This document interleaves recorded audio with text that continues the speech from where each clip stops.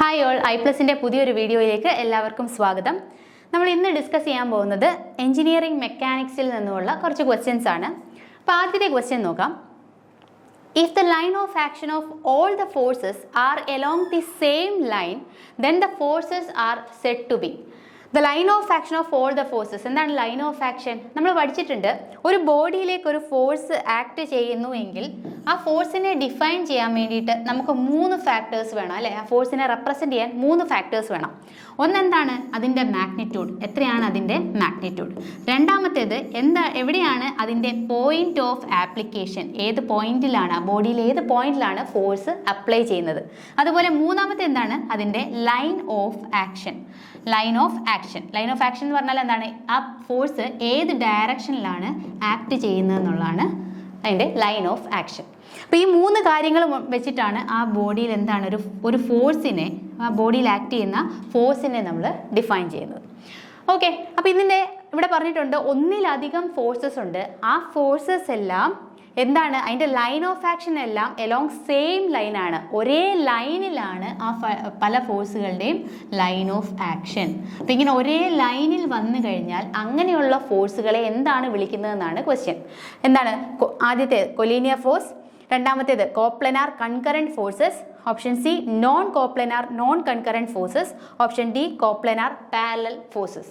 അപ്പോൾ എന്താണ്? Line of action ഒരേ ലൈനിൽ വന്നു കഴിഞ്ഞാൽ അങ്ങനെയുള്ള ഫോഴ്സുകളെ നമ്മൾ വിളിക്കുന്ന പേരാണ് കൊലീനിയർ ഫോഴ്സ്.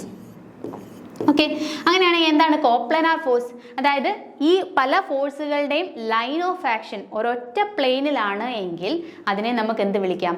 കോപ്ലനാർ ഫോഴ്സ് എന്ന് വിളിക്കാം. ഇപ്പോൾ ഞാൻ ഈ ഒരു ബോർഡ് എടുത്തു കഴിഞ്ഞാൽ ഈ ഒരു സിംഗിൾ പ്ലെയിൻ ആണല്ലേ, അപ്പോൾ ഈ പ്ലെയിനിൽ ആക്ട് ചെയ്യുന്ന എല്ലാ ഫോഴ്സുകളുടെയും ലൈൻ ഓഫ് ആക്ഷൻ എന്തായിരിക്കും? ഈ ഒരൊറ്റ പ്ലെയിനിലായിരിക്കും ആക്ട് ചെയ്യുക. അങ്ങനെയുള്ള ഫോഴ്സുകളെ നമുക്ക് എന്ത് വിളിക്കാം? കോപ്ലനാർ ഫോഴ്സ് എന്ന് വിളിക്കാം. ഓക്കെ, അങ്ങനെയാണെങ്കിൽ ഇനി അടുത്ത എന്താണ്? കൺകറന്റ് ഫോഴ്സ് എന്ന് പറഞ്ഞാൽ എന്താണ്? കൺകറന്റ് ഫോഴ്സ് എന്ന് പറഞ്ഞാൽ കുറേയധികം ഫോഴ്സുകളുണ്ട്. ആ ഫോഴ്സിൻ്റെ എല്ലാം ലൈൻ ഓഫ് ആക്ഷൻ ഒരു സിംഗിൾ പോയിന്റിലേക്ക് മീറ്റ് ചെയ്യുന്നുണ്ടെങ്കിൽ, ഒരു സിംഗിൾ പോയിന്റിലേക്ക് ആ ലൈൻ ഓഫ് ആക്ഷൻ എല്ലാം മീറ്റ് ചെയ്യുന്നുണ്ടെങ്കിൽ അങ്ങനെയുള്ള ഫോഴ്സുകളെ നമ്മൾ വിളിക്കുന്ന പേരാണ് എന്ത്? Concurrent force. ഓക്കെ, അങ്ങനെയാണെങ്കിൽ ഒരു പ്ലെയിനിലല്ല ഫോഴ്സ് എങ്കിൽ നമുക്ക് അതിനെ എന്ത് വിളിക്കാം? നോൺ കോപ്ലനാർ ഫോഴ്സ് എന്ന് വിളിക്കാം, അല്ലേ? അതുപോലെ ഒരു പോയിന്റിൽ മീറ്റ് ചെയ്യുന്നില്ല എങ്കിൽ നമുക്ക് അതിനെ എന്ത് വിളിക്കാം? നോൺ കൺകറന്റ് ഫോഴ്സ് എന്ന് വിളിക്കാം.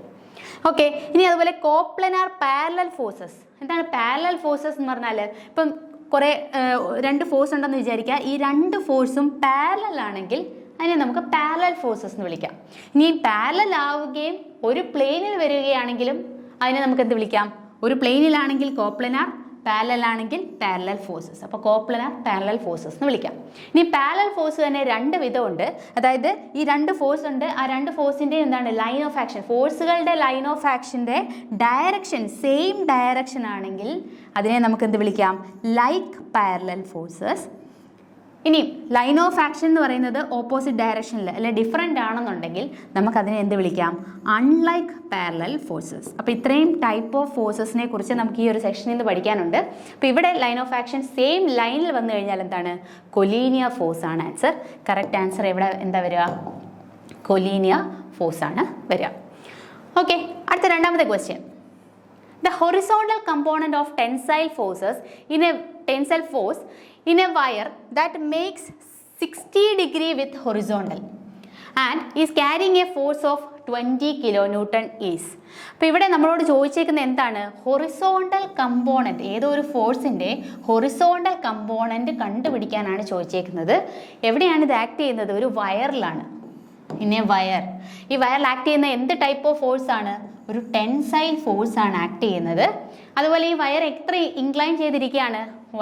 വയർ ഹൊറിസോണ്ടലി 60 ഡിഗ്രി, അല്ലേ? 60 ഡിഗ്രി വിത്ത് ഹൊറിസോണ്ടൽ. അതായത് ഒരു വയറുണ്ട്, ഈ വയർ ഹൊറിസോണ്ടലിൽ നിന്നും 60 ഡിഗ്രി ഇൻക്ലൈൻ ചെയ്തിരിക്കുകയാണ്, 60 ഡിഗ്രി മേക്ക് ചെയ്യുന്നുണ്ട് ഹൊറിസോണ്ടലുമായിട്ട്. ഓക്കെ, ഇതിൽ ആക്ട് ചെയ്യുന്ന എന്ത് ഫോഴ്സ് ആണ്? ഫോഴ്സ് ടെൻസൈൽ ഫോഴ്സ് ആണ്, അല്ലേ? അതിൻ്റെ മാഗ്നിറ്റ്യൂഡും തന്നിട്ടുണ്ട്. Is carrying A force of 20 kilo newton. അതിൻ്റെ മാഗ്നിറ്റ്യൂഡും തന്നിട്ടുണ്ട്. അപ്പോൾ ഇങ്ങനെയാണെങ്കിൽ നമ്മളോട് ചോദിച്ചേക്കുന്നത് എന്താണ്? ഹൊറിസോണ്ടൽ കമ്പോണൻറ്റ് കണ്ടുപിടിക്കാൻ വേണ്ടിയിട്ടാണ്. അപ്പോൾ നമ്മളെ ഫോഴ്സിനെ റിസോൾവ് ചെയ്യാൻ നമ്മൾ പഠിച്ചിട്ടുണ്ട്. ഹൊറിസോണ്ടൽ കമ്പോണൻ്റ് ആയിട്ടും വെർട്ടിക്കൽ കമ്പോണൻറ്റും ആയിട്ടൊക്കെ റിസോൾവ് ചെയ്യാൻ നമ്മൾ പഠിച്ചിട്ടുണ്ടല്ലേ. അപ്പോൾ ഈ ഒരു ഫോഴ്സിനെ നമുക്ക് ഹൊറിസോണ്ടൽ കമ്പോണൻറ്റ് കണ്ടുപിടിക്കുക. ഹൊറിസോണ്ടൽ കമ്പോണൻറ്റിന് എനിക്ക് TH എന്ന് എടുക്കാം. അതുപോലെ തന്നെ ഇതിൻ്റെ വേർട്ടിക്കൽ കമ്പോണൻ്റ് ഉണ്ടല്ലേ, വേർട്ടിക്കൽ കമ്പോണൻറ്റ് നമുക്ക് എങ്ങനെ എടുക്കാം? TV എന്ന് എടുക്കാം അല്ലേ. ഹൊറിസോണ്ടൽ കമ്പോണൻറ്റ് നമുക്ക് കണ്ടുപിടിക്കാൻ എന്താ ചെയ്യുക? നമ്മുടെ ഫോഴ്സിൻ്റെ ഏത് കമ്പോണൻ്റ് എടുക്കണം? കോസ് കമ്പോണൻ്റ് എടുക്കണം അല്ലേ. ഫോഴ്സ് ഇൻറ്റു കോസ് തീറ്റ അല്ലെങ്കിൽ കോസ് 60 ഡിഗ്രി എടുക്കണം. എങ്ങനെ കോസ് 60 എന്ന് വന്നത്? നമുക്കിതൊന്ന് ഈസി ആയിട്ട് കണ്ടുപിടിക്കാൻ പറ്റുന്നേ ഉള്ളൂ. അതായത് ജസ്റ്റ് ഈ ഒരു ട്രയാങ്കിൾ കൺസിഡർ ചെയ്താൽ ഇതിൻ്റെ അതിലെ കോസ് 60 എടുത്ത് കഴിഞ്ഞാൽ എന്ത് വരും? കോസ് 60 എന്ന് പറഞ്ഞാൽ അഡ്ജസൻറ്റ് സൈഡ് ബൈ ഹൈപ്പോട്ടന്യൂസ് അല്ലേ, അതായത് TH ഡിവൈഡ് ബൈ T. അതിൻ്റെ അകത്ത് നിന്ന് നമുക്ക് T is equal to TH cos theta അല്ലെ TH equal to T cos theta എന്ന് നമുക്ക് കിട്ടും. അതുപോലെ തന്നെ നമ്മുടെ വെർട്ടിക്കൽ കമ്പോണൻറ്റ് നമുക്ക് എങ്ങനെ കണ്ടുപിടിക്കാം? T സൈൻ തീറ്റ എന്ന് നമുക്ക് കണ്ടുപിടിക്കാം. സൈൻ തീറ്റ അല്ലെങ്കിൽ സൈൻ 60 നമുക്ക് കണ്ടുപിടിക്കാം. നമ്മളോട് ചോദിച്ചേക്കുന്നത് ഇവിടെ ഹൊറിസോണ്ടൽ കമ്പോണൻ്റ് ആണ്. അപ്പോൾ ഇവിടെ എന്താണ് ടോട്ടൽ T എത്രയാണ്? 20 കിലോ ന്യൂട്ടൺ ആണ്. 20 കിലോ ന്യൂട്ടൺ ഇൻറ്റു കോസ് 60 എത്രയാണ്? 1/2 അല്ലേ. അപ്പോൾ ഇത് കട്ട് ചെയ്ത് കഴിഞ്ഞാൽ 10 എന്ന് വരും. 10 കിലോ ന്യൂട്ടൺ ആണ് നമ്മുടെ ആൻസർ. 10 kilo newton. അപ്പോൾ ഇവിടെ ഏതാണ് ആൻസർ വരിക? ഓപ്ഷൻ C ആണ്. 10 കിലോ ന്യൂട്ടൺ ആണ് വരിക. ഓക്കെ, അടുത്ത question. Which of the following states that if a body is in equilibrium under the action of 3 concurrent forces, each force is proportional to the sine of the angle between the other 2 forces? അപ്പം ഇതൊരു തിയറമാണ്, ഇതൊരു statement തന്നിട്ടുണ്ട്.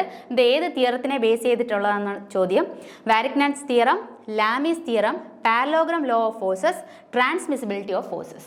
ഈ 4 theorems പറഞ്ഞിട്ടുണ്ട്. അല്ല, ഇതിലെ ഈ statement കാണിക്കുന്ന ഏത് തിയറമാണെന്നാണ് ചോദിച്ചേക്കുന്നത്. ഓക്കെ, ഇവിടെ നമ്മളോട് പറഞ്ഞിട്ടുള്ളത് ഒരു ബോഡി ഉണ്ട്. ആ ബോഡി എന്തിലാണ്? ഇക്വിലിബ്രിയത്തിലാണ്. അവിടെ ഒരു ബോഡിയിൽ ആക്ട് ചെയ്യുന്ന നെറ്റ് ഫോഴ്സ് എന്ന് പറഞ്ഞാൽ എന്താണ്? 0 ആണ്. അല്ലെങ്കിൽ ആ ബോഡി എന്താണ്? ഇക്വിലിബ്രിയത്തിലാണ്. ഓക്കെ, ഇനി ഇതിനകത്തിൽ ആക്ട് ചെയ്യുന്ന it's under the action of force അല്ലേ. എത്ര ഫോഴ്സ് ഉണ്ട് ഇവിടെ? 3 ഫോഴ്സ് ആക്ട് ചെയ്യുന്നുണ്ട്. 3 ഫോഴ്സ് ആക്ട് ചെയ്യുന്നുണ്ട്. അതുപോലെ ആ ഫോഴ്സിൻ്റെ പ്രത്യേകത എന്താണ്? അത് കൺകറൻറ്റ് ഫോഴ്സ് ആണ്. കൺകറൻറ്റ് ഫോഴ്സ് എന്ന് പറഞ്ഞാൽ എന്താണ്? ഇതിൻ്റെ ലൈൻ ഓഫ് ആക്ഷൻസ് എല്ലാം ഒരു സിംഗിൾ പോയിന്റിലേക്ക് മീറ്റ് ചെയ്യുന്നുണ്ട് അല്ലേ, സിംഗിൾ പോയിന്റിലേക്ക് മീറ്റ് ചെയ്യുന്നുണ്ട്. ആൻഡ് ഇങ്ങനെയാണെങ്കിൽ each force is proportional to the sine of the angle between them. അതായത് ഇവിടെ 3 ഫോഴ്സ് ആക്ട് ചെയ്യുന്നുണ്ട്. 3 ഫോഴ്സും കൺകറൻറ്റ് ഫോഴ്സ് ആണ്.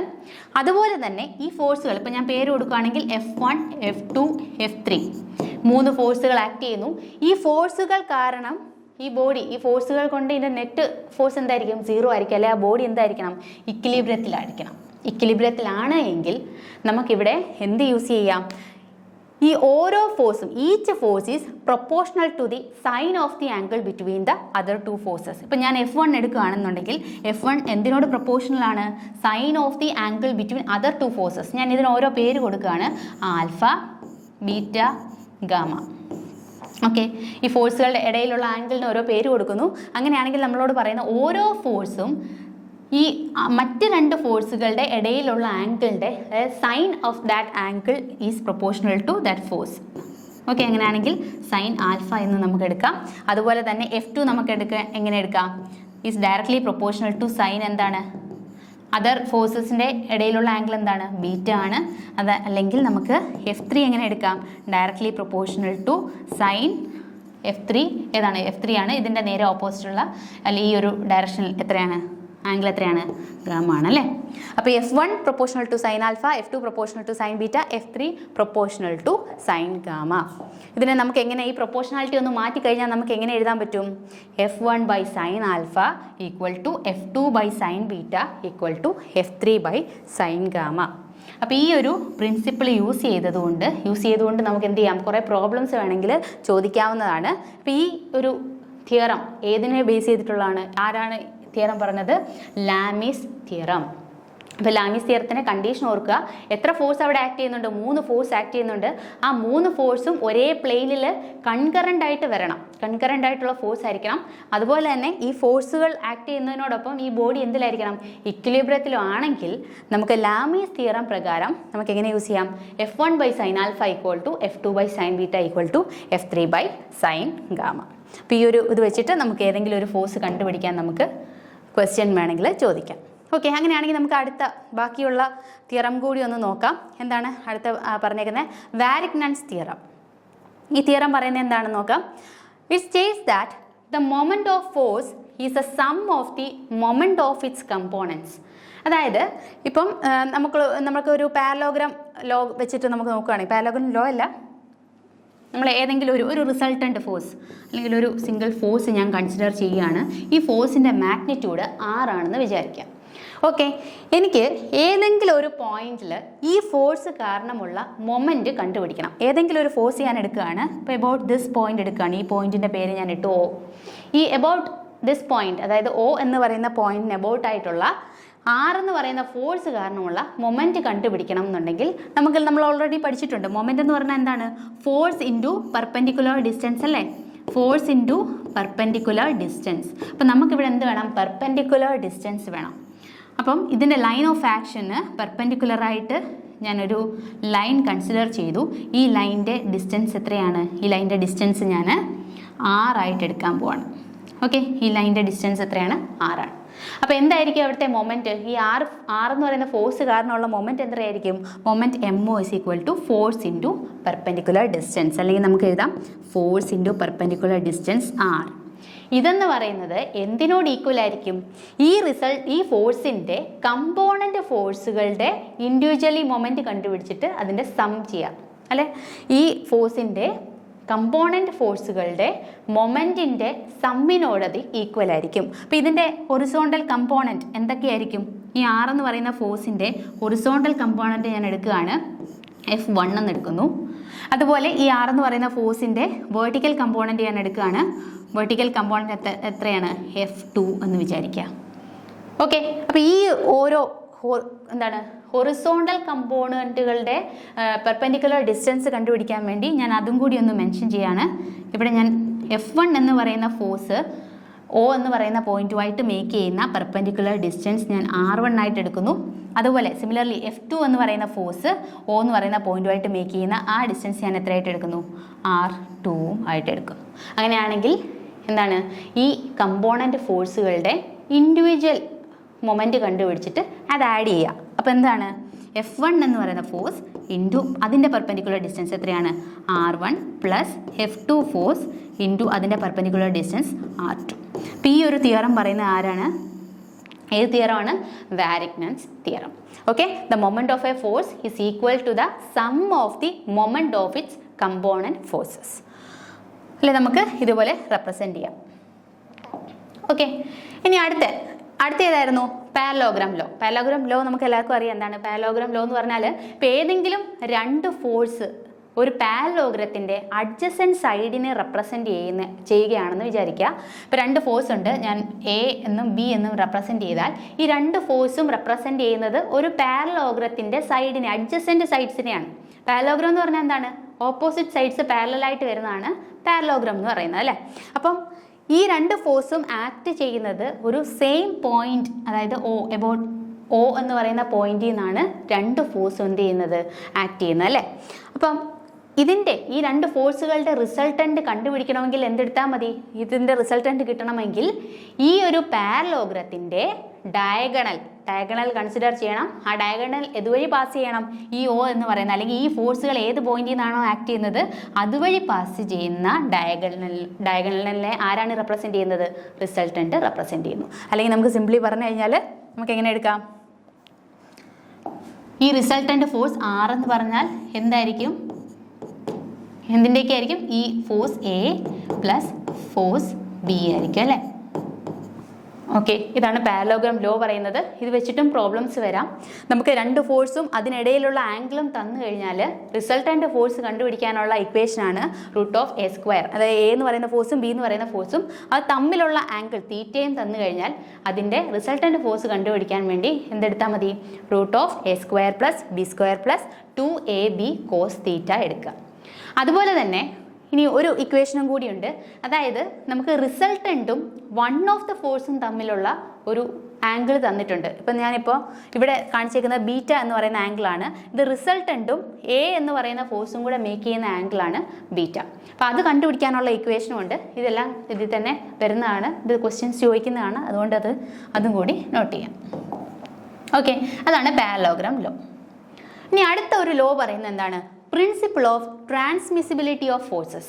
ട്രാൻസ്മിസിബിലിറ്റി ഓഫ് ഫോഴ്സസിൽ പറയുന്നത് എന്താണെന്ന് ചോദിച്ചു കഴിഞ്ഞാൽ, ഒരു ബോഡിയിൽ ഒരു ഫോഴ്സ് ആക്ട് ചെയ്യുന്നുണ്ട്, അതിൻ്റെ ലൈൻ ഓഫ് ആക്ഷനും കാണിച്ചിട്ടുണ്ട്. ഈ ഒന്നാമത്തെ ഫിഗർ നോക്കുക. ഇതൊരു ബോഡിയാണ്. ഈ ബോഡിയിൽ എന്തുണ്ട്? ഒരു ഫോഴ്സ് ഈ ഒരു പോയിന്റിൽ ആക്ട് ചെയ്യുന്നുണ്ട്. ഈ ഒരു ഫോഴ്സ് എഫ് എന്ന് പറയുന്ന ഫോഴ്സ് ആക്ട് ചെയ്യുന്നുണ്ട്. അതുപോലെ ഈ ഒരു ഫോഴ്സിൻ്റെ ലൈൻ ഓഫ് ആക്ഷൻ ആണിത്. അപ്പോൾ ഈ ഒരു പ്രിൻസിപ്പിൾ ഓഫ് ട്രാൻസ്മിസിബിലിറ്റി പറയുന്നത് എന്താണെന്ന് ചോദിച്ചു കഴിഞ്ഞാൽ, ഈ ഒരു ലൈൻ ഓഫ് ആക്ഷന് എവിടെ വേണമെങ്കിലും എനിക്ക് ഈ ഫോഴ്സിനെ എലോങ് ആയിട്ട് ഈ ഒരു ലൈൻ ഓഫ് ആക്ഷൻ എലോങ് ആയിട്ട് എതുവഴി വേണമെങ്കിലും എനിക്ക് ഈ ഫോഴ്സിനെ എന്താണ് ട്രാൻസ്ഫർ ചെയ്യാം. ഈ ലൈൻ ഓഫ് ആക്ഷൻ എലോങ് ആയിട്ട് എനിക്ക് ഈ ഫോഴ്സിനെ ട്രാൻസ്ഫർ ചെയ്യാം. സോ ദാറ്റ് എന്താണ്, ദർ ഇസ് നോ ചേഞ്ച്, അല്ലെങ്കിൽ without any change in the external effects external ആയിട്ടുള്ള ഒരു എഫക്റ്റിനൊന്നും ചേഞ്ച് വരുത്താതെ തന്നെ ഈ ഒരു ലൈനിന് എലോങ് ആയിട്ട് എനിക്ക് ഈ ഫോഴ്സിനെ ഷിഫ്റ്റ് ചെയ്യാം. അപ്പം ഈ രണ്ടാമത്തെ ഫിഗർ നോക്കിക്കഴിഞ്ഞാൽ എന്ത് പറ്റി? ഇതിൻ്റെ ലൈൻ ഓഫ് ആക്ഷൻ ഇത് തന്നെയാണ്. ഞാൻ ഇവിടെ അപ്ലൈ ചെയ്ത ഫോഴ്സിനെ ഞാൻ ഇതിനെ ഷിഫ്റ്റ് ചെയ്ത് ഇങ്ങോട്ടേക്കാക്കി. ഈ രണ്ട് ഫിഗർ പ്രകാരവും ഇതിൻ്റെ എക്സ്റ്റേണൽ എഫക്ട്സിന് യാതൊരു ചേഞ്ചും വന്നിട്ടില്ല എന്നാണ് ട്രാൻസ്മിസിബിലിറ്റി പറയുന്നത്. എക്സ്റ്റേണൽ എഫക്റ്റ് എന്ന് പറഞ്ഞു കഴിഞ്ഞാൽ നമുക്ക് എക്സ്റ്റേണലി നോക്കിയാൽ മനസ്സിലാവുന്നത്, അതായത് ആക്സിലറേഷൻ, ഡിസ്പ്ലേസ്മെൻറ്റ്, വെലോസിറ്റി, ഇതിനൊന്നും തന്നെ യാതൊരു ചേഞ്ചസും വന്നിട്ടില്ല. അതോടൊപ്പം നമുക്ക് എന്ത് പറയാം, ഇൻറ്റേർണൽ എഫക്ട്സിന് ചേഞ്ച് വന്നിട്ടുണ്ട്. ഇൻറ്റേർണൽ എഫക്ട്സ് എന്ന് പറഞ്ഞാൽ എന്താണ്? ഫോർ എക്സാമ്പിൾ പറയുകയാണെങ്കിൽ സ്ട്രെസ് നോക്കിയാൽ, നിങ്ങൾ നോക്കി ഈ ഒരു ഫിഗർ നോക്കിയാൽ ഇവിടെ ആക്ട് ചെയ്യുന്ന സ്ട്രെസ് എന്താണ്? എന്ത് ടൈപ്പ് ഓഫ് ഫോഴ്സ് ആണിത്? ടെൻസൈൽ ഫോഴ്സ് ആണല്ലേ. ഓക്കെ, ടെൻസൈൽ ഫോഴ്സ് ആണ് ഇവിടെ ആക്ട് ചെയ്യുന്നത്. ഞാൻ ഈ ലൈൻ ഓഫ് ആക്ഷൻ എലോങ് ആയിട്ട് ഈ ഫോഴ്സിനെ ഷിഫ്റ്റ് ചെയ്ത് ഇവിടെ അപ്ലൈ ചെയ്ത് കഴിഞ്ഞാൽ ഇത് എന്ത് ഫോഴ്സായി? ഈ ബോഡിയിലേക്കാണ് ഫോഴ്സ് അപ്ലൈ ചെയ്യുന്നത്. എന്ത് ഫോഴ്സാണ്? കംപ്രസീവ് ഫോഴ്സ് ആണല്ലേ.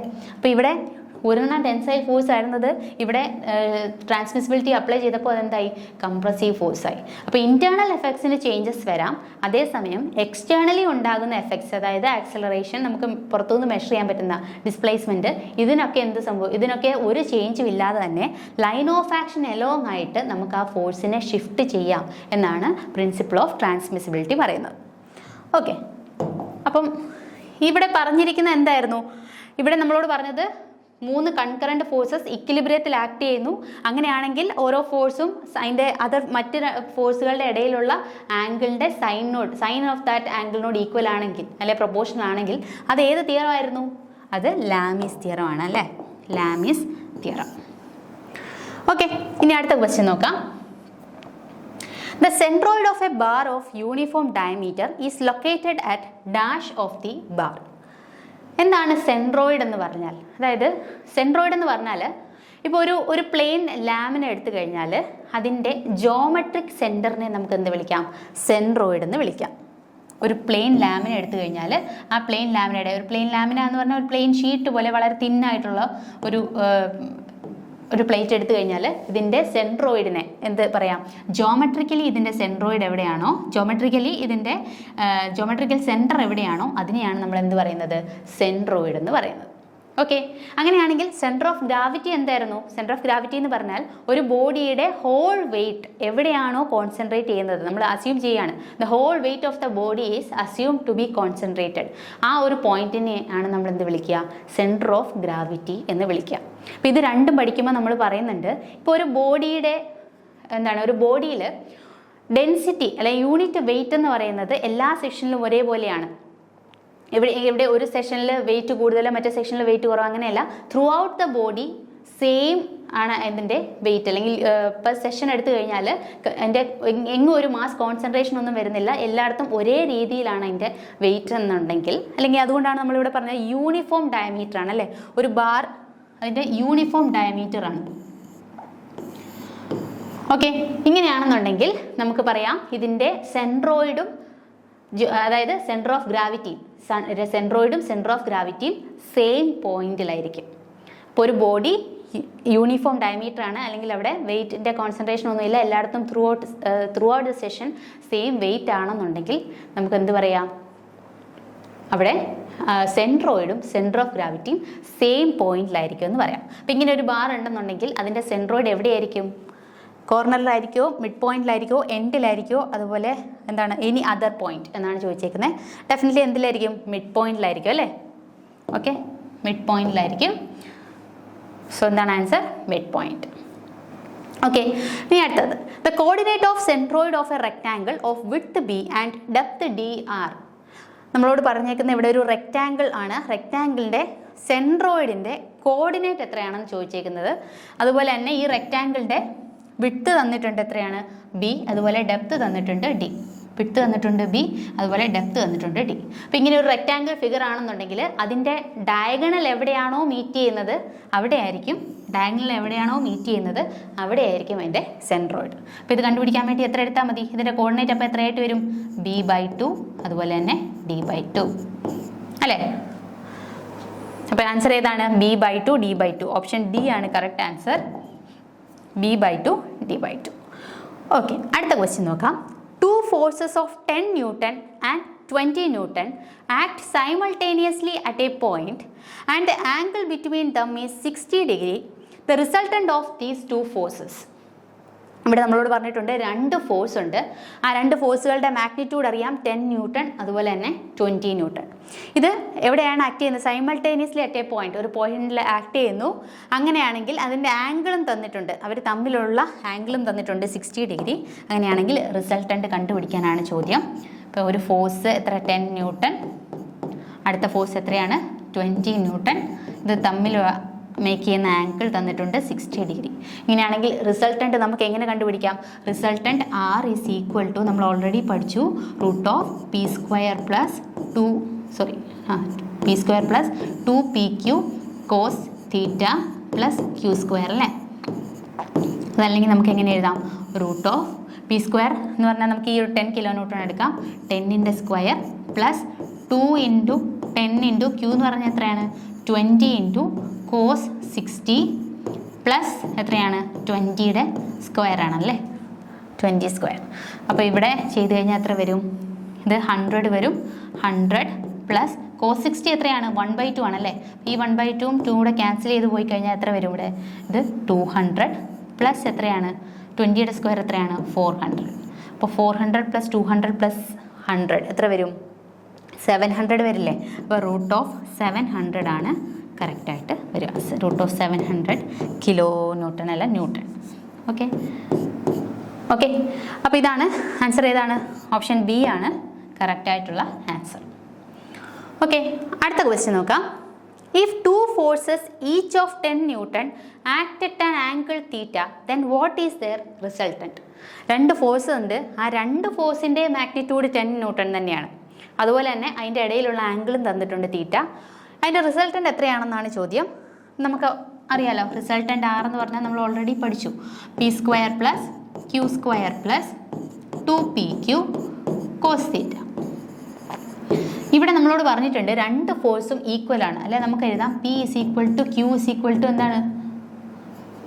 സെയിം ഫോഴ്സ് ആണെന്ന് വിചാരിക്കുക, ഏതെങ്കിലും ഒരു ഫോഴ്സ് ആണെന്ന് വിചാരിക്കുക. അപ്പം അങ്ങനെയാണെങ്കിൽ ഈ p², ക്യൂവിന് വരെ എനിക്ക് എന്തെഴുതാം? p എന്ന് തന്നെ എഴുതാം അല്ലേ? p² + 2p² എന്തെഴുതാം? cos θ അല്ലേ? അതുപോലെ p² + p² എത്രയാണ്? 2p² + 2p² cos θ എന്ന് വരും. ഇതിൻ്റെ അകത്ത് നിന്ന് ഞാൻ 2p² കോമൺ എടുക്കുകയാണെങ്കിൽ √2p²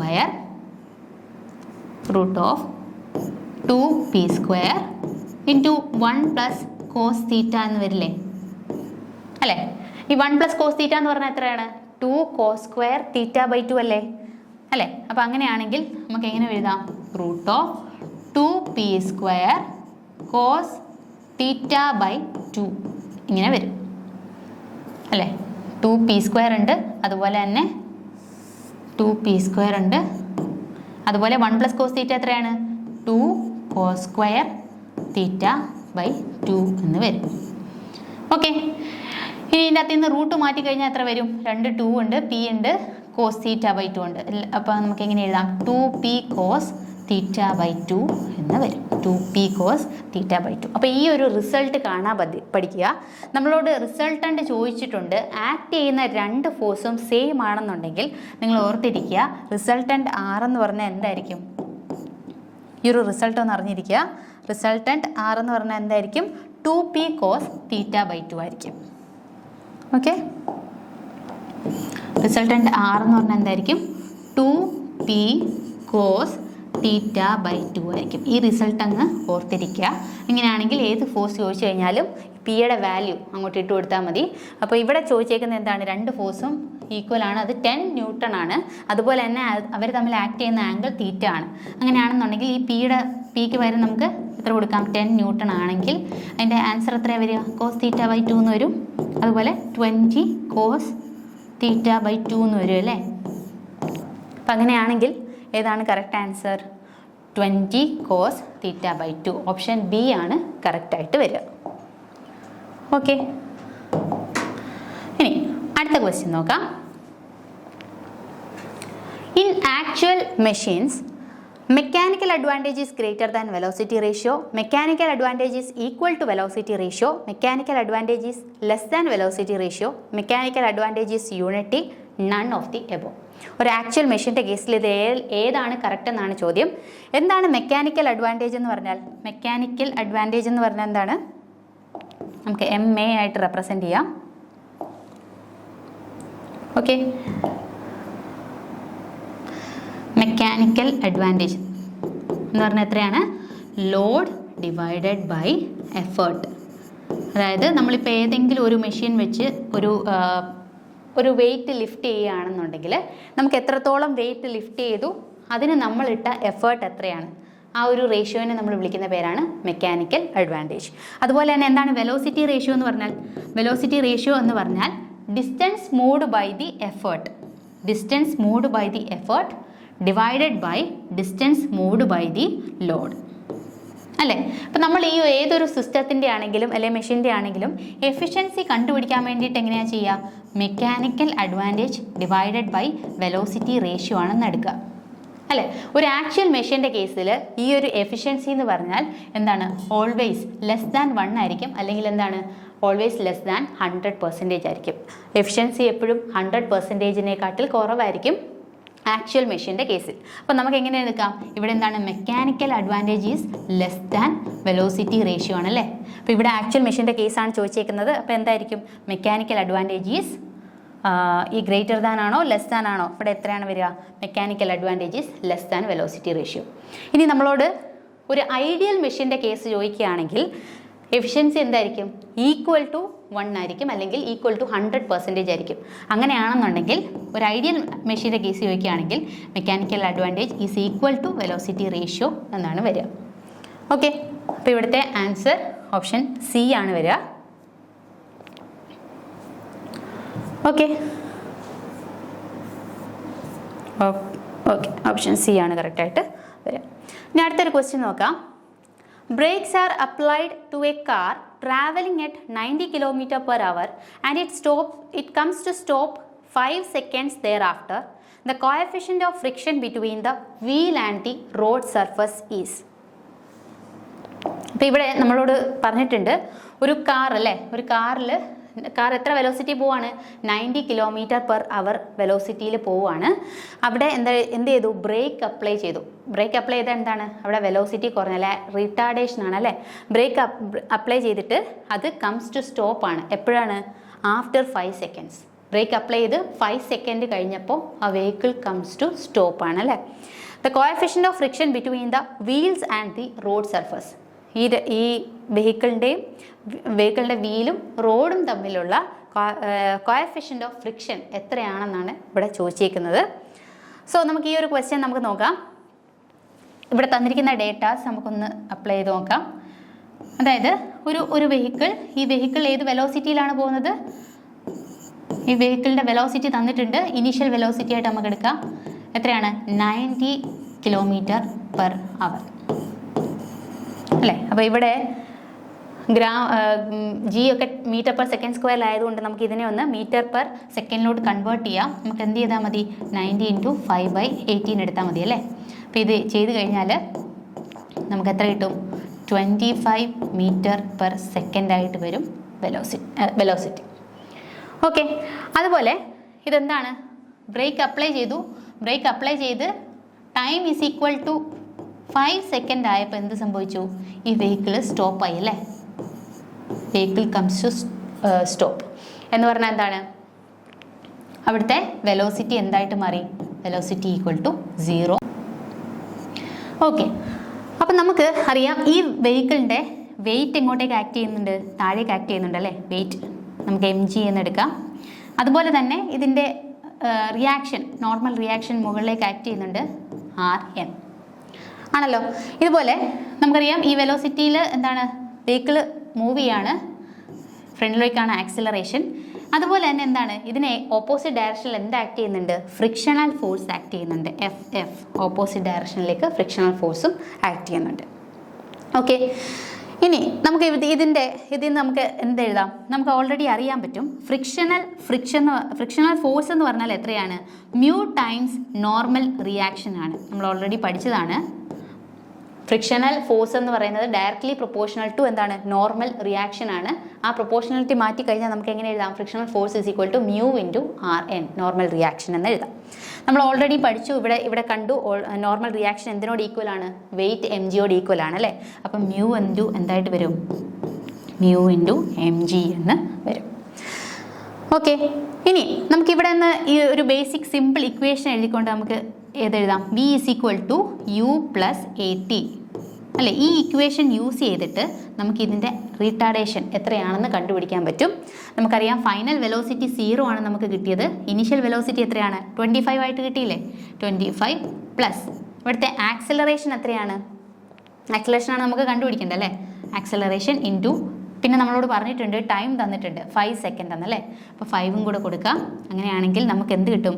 acceleration is equal to ഇത് ചെയ്ത് കഴിഞ്ഞാൽ 5 മീറ്റർ പെർ സെക്കൻഡ് സ്ക്വയർ എന്ന് കിട്ടും.